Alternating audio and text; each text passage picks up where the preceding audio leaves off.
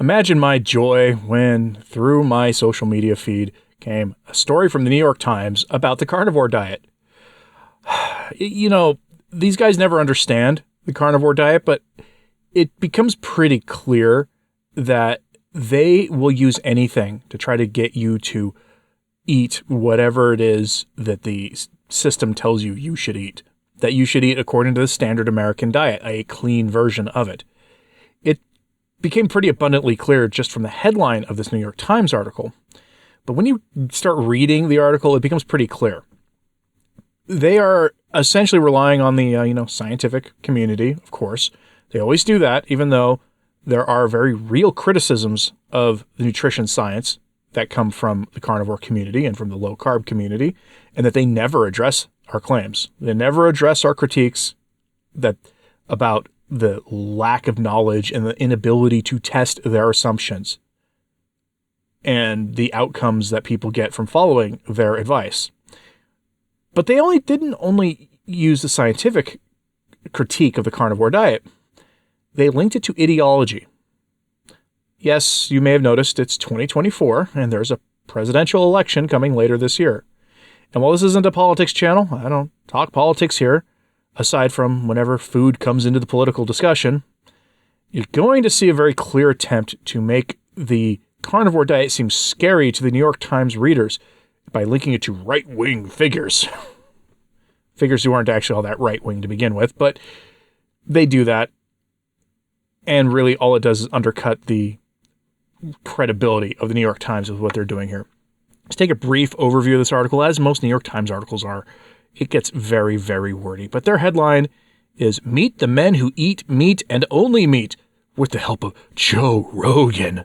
A social media trend with staying power emerged from a 2018 book, The Carnivore Diet." And as you can see there, they include a really nice picture from what looks like a butcher shop meat case of various ribeye steaks. I wonder where they took that picture from. I wouldn't mind shopping there. Those look pretty nice to me. But this article is, it's fascinating. It really is.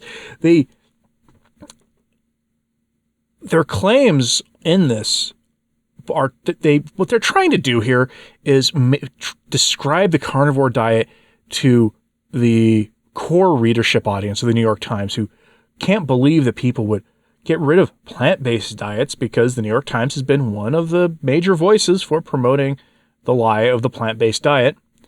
And instead would go the polar opposite of a plant-based diet, would go to a whole foods, animal-based diet of some kind. They can't believe this. And you'll see that here with this comical excerpt from this article.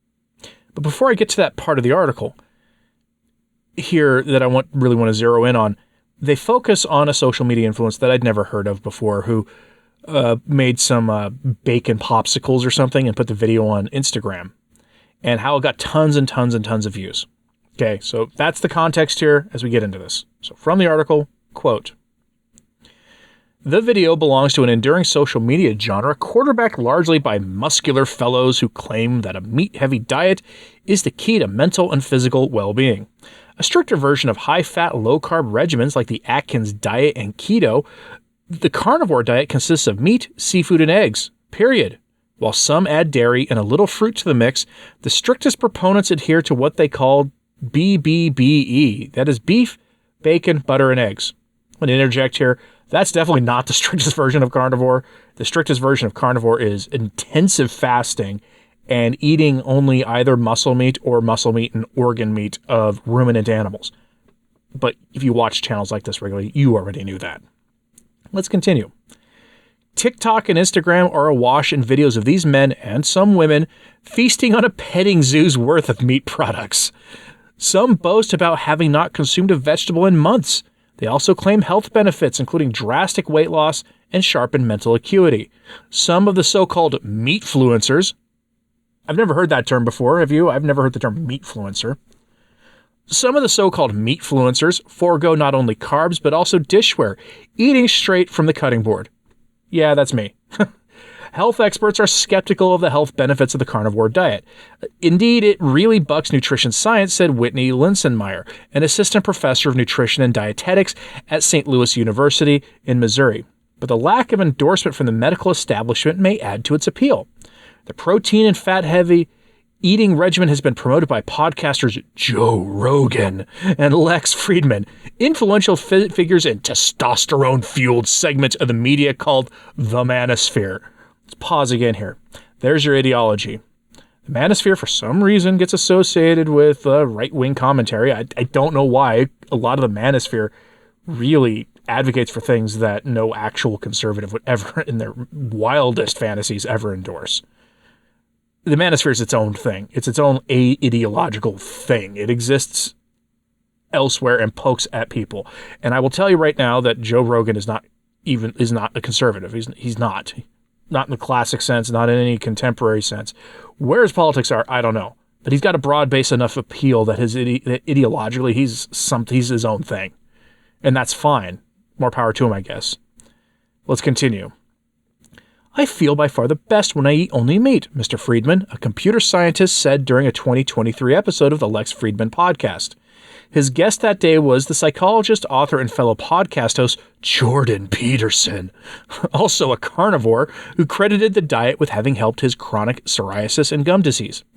I don't like to talk about this much because it's so bloody radical, and I don't like to propagate it, but this diet seems to have stopped all of that, Mr. Peterson said on the show. The paeans to meat have come in the wake of a 2017 appearance by Sean Baker, a buff orthopedic surgeon on the Joe Rogan podcast. End quote. And you probably have seen the Joe Rogan interview with Dr. Sean Baker. I mean, everybody who's in this sphere of things has, as well as a lot of people opposed to it. But do you see what they're doing there? They're using scare names. They didn't bring in the guy running for president's name into this, but that's about the only person they didn't. It seems like they brought in virtually everybody else, either directly or by implication, that they could use to scare the New York Times audience with this. And the New York Times article was recommended to me on my phone when I opened it up, and it was one of those Google recommendations for news. It recommended it to me explicitly. Now, that's kind of weird. Most of the times I get things related to local events or the work I do on my religion-based channel. But beyond that, it was kind of weird getting that New York Times article recommended to me. Almost as if the New York Times paid to promote that article through Google's push system, which it probably did. But do you see what they're doing there? They're trying to use ideology to scare normal people away from the carnivore diet. The problem is, the ideological winds aren't with them on this one, I don't think, judging how things are going out there right now. But more importantly, I don't think they need to worry that much about it.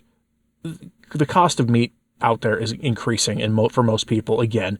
The cost of groceries are increasing for most people again. I've seen people in carnivore groups complaining about the cost of things, not sure how they'll be able to continue on this way of eating.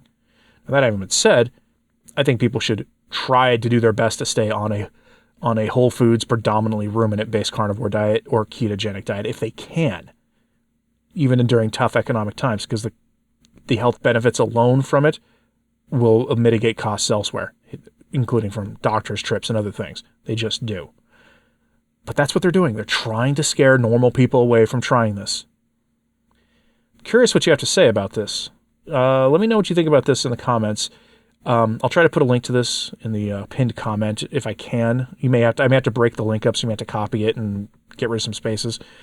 Our totally fair free hosts here don't typically like external links, even in comment sections. But let me know what you think about this in the comments, please. Hit like and subscribe if you haven't. It does help. So to sharing this on social media, that helps too. I'm Anthony Stine, Practical Carnivore. Thanks for your time today.